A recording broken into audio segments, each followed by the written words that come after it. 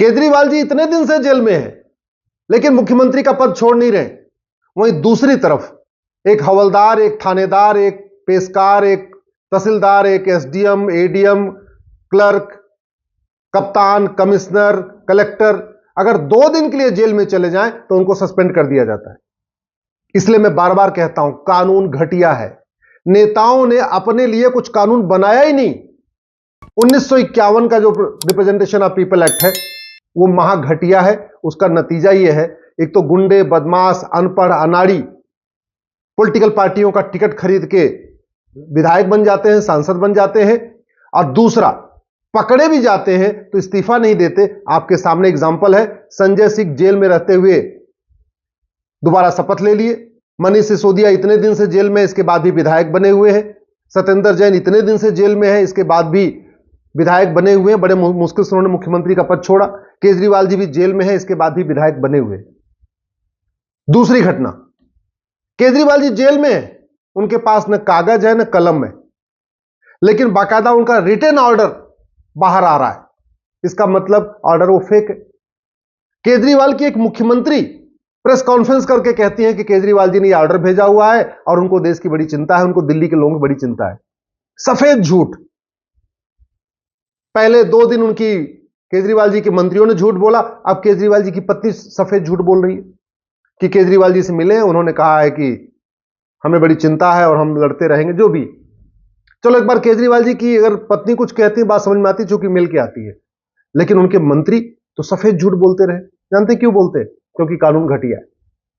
भारत में झूठ बोलना पाप तो है, लेकिन झूठ बोलना गंभीर अपराध नहीं है। झूठ बोलना फ्रीडम ऑफ एक्सप्रेशन की श्रेणी में आता है, बोलने की आजादी की श्रेणी में आता है। कभी संविधान निर्माताओं ने सोचा नहीं था कि जो वो फ्रीडम ऑफ एक्सप्रेशन संविधान में दे रहे हैं, बोलने की आजादी दे रहे हैं, इससे झूठ बोलने की आजादी लोग उसको मान लेंगे। अरे सच बोलने की आजादी है भैया, झूठ बोलने की आजादी नहीं है। लेकिन झूठ के खिलाफ कानून बना ही नहीं। झूठ पकड़ने के लिए पूरी दुनिया में नार्को पॉलीग्राफ ब्रेन मैपिंग कानून बन गया, हमारे देश में नार्को पॉलीग्राफ ब्रेन मैपिंग कानून नहीं है। न झूठ बोलना गंभीर अपराध, न झूठ पकड़ने के लिए नार्को पॉलीग्राफ ब्रेन मैपिंग कानून, न झूठ पकड़ने के लिए हर जिले में नार्को पॉलीग्राफ ब्रेन मैपिंग की लैब। तो लोग झूठ बोलते जा रहे हैं। अब जनता गुमराह हो रही है। जनता सोच रही है जो ईडी की तरफ से कहा जा रहा है वो सच है, कि जो केजरीवाल के मंत्री बोल रहे हैं वो सच है। इसके पहले आपको याद होगा आंदोलन हुआ था, जन लोकपाल आंदोलन।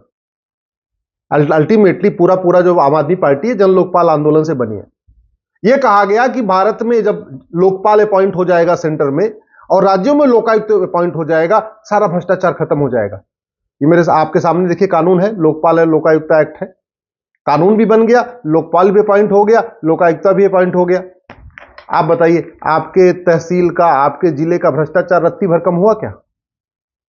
आपके राज्य में भी लोकायुक्त है, केंद्र में भी लोकपाल है, लेकिन रत्ती भर भ्रष्टाचार कम हुआ क्या? नहीं, क्योंकि हमने पुलिस रिफॉर्म किया नहीं, हमने जुडिशियल रिफॉर्म किया नहीं, हमने एडमिनिस्ट्रेटिव रिफॉर्म किया नहीं, हमने सिटीजन चार्टर लागू किया नहीं, झूठ को गंभीर अपराध घोषित किया नहीं, narco polygraph brain mapping lab बनाए, कानून बनाए नहीं। लोकपाल भी बन गया, लोकायुक्त भी बन गया। दिल्ली में भी ये लोकपाल है, आपके राज्य में भी होगा, लेकिन लेखपाल वैसे ही लूट रहा है, कानून को वैसे ही लूट रहा है, हवलदार वैसे ले रहा है जैसे ले रहा था आज भी ले रहा है, थानेदार पहले जैसे लेता था आज भी ले रहा है, पेशकार पहले लेता था आज भी ले रहा है, तहसीलदार पहले ले रहा था आज भी ले रहा है। तो जो सिस्टम था वो वैसे ही चल रहा है। खनन माफिया आज भी वैसे ही काम कर रहे हैं, बालू माफिया आज भी वैसे ही काम कर रहे हैं, सड़क माफिया आज भी वैसे ही काम कर रहे हैं, टेंडर माफिया आज भी वैसे ही काम कर रहे हैं, रेल माफिया आज भी वैसे ही काम कर रहे हैं। मैं कहता हूं ना, डॉक्टर बदलने से बीमारी ठीक नहीं होगी। कानून बन गया, एक लोकपाल आ गया, लोकायुक्त भी आ गया, तो 2 नए और डॉक्टर बन गए, लेकिन दवाई तो घटिया पहले वाली रही। अल्टीमेटली हमने भ्रष्टाचारियों की 100% प्रॉपर्टी जब्त करने, नागरिकता खत्म करने, उनको आजीवन कारावास, फांसी का कानून तो बनाया नहीं। हमने फटाफट झूठ पकड़ने के लिए नार्को पॉलीग्राफ ब्रेन मैपिंग बनाया नहीं। हमने जस्टिस विद इन ईयर तो लागू नहीं किया कि साल भर के अंदर सजा हो जाए, वो व्यवस्था तो हमने किया नहीं। अच्छा, केजरीवाल बार बार ईमानदारी की बात कर रहे हैं, उनके मंत्री भी ईमानदारी की बात कर रहे हैं। आज दिल पे हाथ रख के बताइए, 3 बार मुख्यमंत्री हो चुके हैं, आज तक दिल्ली की विधानसभा में घूसखोरी, कमीशनखोरी, दलाली खत्म करने पे कभी चर्चा हुई क्या? आज तक दिल्ली की विधानसभा में मिलावटखोरी, मुनाफाखोरी खत्म करने पे कभी चर्चा हुई क्या?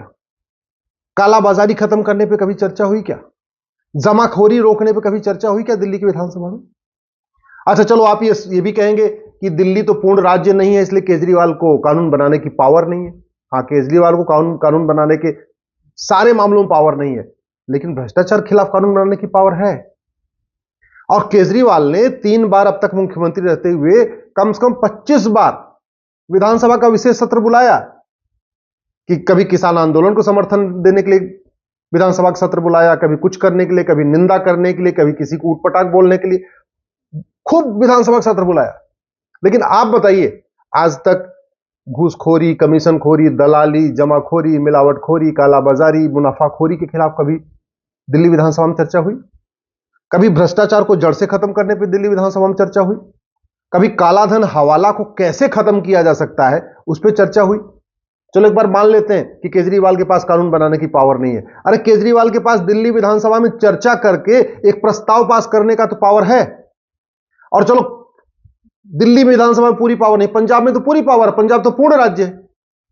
तो अगर वास्तव में केजरीवाल जी ईमानदार हैं, तो जो कानून वो यहां से नहीं बना सकते दिल्ली से, वो पंजाब में बना के पूरे देश को दिखा देते, देखो जी हमको यहां पूर्ण राज्य का दर्जा मिला, हम क्या एक से बढ़ के कानून बना रहे हैं। अगर पंजाब की पुलिस दिल्ली आके पत्रकारों को ले जाके गिरफ्तार कर सकती है, यूपी के पत्रकारों को उठा उठा के ले जा सकती है, तो इसका मतलब पंजाब पुलिस के पास इतनी पावर है, पंजाब पूर्ण राज्य है। चलो, दिल्ली में केजरीवाल के पास पुलिस नहीं है, पंजाब में है ना, और पंजाब की पुलिस आती है, कभी दिल्ली आती है, कभी यूपी आती है, कभी शामली आती है, पत्रकारों को उठा उठा के ले जाती है। तो इसका मतलब पंजाब की विधानसभा में कानून बन सकता था, क्यों नहीं बनवा दिया? कभी दिल्ली विधानसभा या पंजाब विधानसभा में माओवाद कैसे खत्म हो, नक्सलवाद कैसे खत्म हो, अलगाववाद कैसे खत्म हो, कट्टरवाद कैसे खत्म हो, इस पर चर्चा हुई क्या? कभी दिल्ली विधानसभा और पंजाब विधानसभा में खालिस्तान कैसे खत्म हो, खालिस्तानियों को कैसे खत्म किया जाए, इस पर चर्चा हुई क्या? कभी दिल्ली विधानसभा और पंजाब विधानसभा में जो विदेशी चंदा आ रहा है, विदेशी चंदे से पूरा धर्मांतरण का धंधा चल रहा है, कभी इस पर चर्चा हुई क्या? दिल्ली और पंजाब जबरदस्त धर्मांतरण हो रहा है। पंजाब में तो आपको खूब वीडियो रोज मिलते रहते हैं, किस तरीके से वहां क्रिश्चियन मिशनरीज धर्मांतरण कर रही है। पंजाब में दुनिया का चौथा सबसे बड़ा चर्च बन रहा है जालंधर में, दुनिया का चौथा सबसे बड़ा चर्च जालंधर में बन रहा है, और ये बन रहा है और केजरीवाल की सरकार देख रही है। काला जादू दिखा के, अंधविश्वास फैला के, कैंसर का इलाज करने के नाम पे ये निकाम करके, चंगाई सभा करके रोज पंजाब में धर्मांतरण हो रहा है। सारे वहां दलितों को कन्वर्ट किया जा रहा है। आइए, बाबा साहब के अंबेडकर की फोटो बना के अपने पीछे लगा के और बैठे हुए हैं, कुछ नहीं कर रहे। बाबा साहब अंबेडकर और सरदार और भगत सिंह जी की दो फोटो लगा लेते हैं और उसके आके सामने बोलते हैं, लेकिन कभी उन्होंने अलगाववादियों के खिलाफ तो बोला नहीं, आतंकवादियों के खिलाफ तो बोला नहीं, जिहादियों के खिलाफ तो बोला नहीं, मजहबी उन्मादियों के खिलाफ तो बोला नहीं, पत्थरबाजों के खिलाफ तो बोला नहीं, कभी इन्होंने धर्मांतरण के खिलाफ तो बोला नहीं।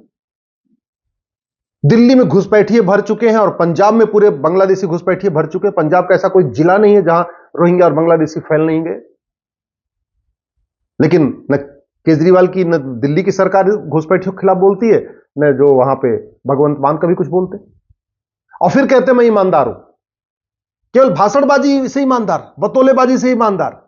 आज कुछ भी करके दिखाया हो तो आप बताइए, ईमानदारी से आप सोचना कि केजरीवाल ने, जिनके पास 2-2 राज्य सरकार है, आज तक उन्होंने कभी चर्चा किया हो, कभी विधानसभा से प्रस्ताव पास किया हो, कभी विधानसभा से कोई भ्रष्टाचार के खिलाफ, कालाधन के खिलाफ, अलगाववाद के खिलाफ, आतंकवाद के खिलाफ, जिहाद के खिलाफ, मजहबी उन्माद के खिलाफ, पत्थरबाजी के खिलाफ, घुसपैठ के खिलाफ, घूसखोरी के खिलाफ, जमाखोरी के खिलाफ, मिलावटखोरी के खिलाफ, कालाबाजारी के खिलाफ, नशा तस्करी के खिलाफ, पूरा पंजाब में ड्रग स्मगलिंग फैली हुई है। कभी पंजाब की विधानसभा में जब से केजरीवाल की सरकार आई है, नशा तस्करी पर चर्चा हुई क्या? नहीं हुई। तो कुल मिला के बस बतौलेबाजी चल रही है। इसलिए मैं कहता हूं, पाखंडियों को पहचानिए और पाखंडियों को एक्सपोज करिए। एक्सपोज करने का एक ही तरीका है, 5-5 हजार फेसबुक फ्रेंड बनाइए और कड़वा सच लिखना शुरू करिए। झूठे मीठ के कारण भारत बर्बादी की तरफ बढ़ रहा है। घुसपैठ के कारण, धर्मांतरण के कारण, भ्रष्टाचार के कारण, जनसंख्या विस्फोट के कारण भारत बर्बादी की तरफ बढ़ रहा है। और ये जो आज के नेता है ना, ये 25 साल के बाद आपके बच्चों को बचाने नहीं आएंगे। लेकिन आज का अच्छा कानून 25 साल के बाद आपके बच्चों को बचाएगा। इसलिए कह रहा हूं, फेसबुक पे 5000 फ्रेंड बनाइए और कड़वा सच लिखना शुरू करिए।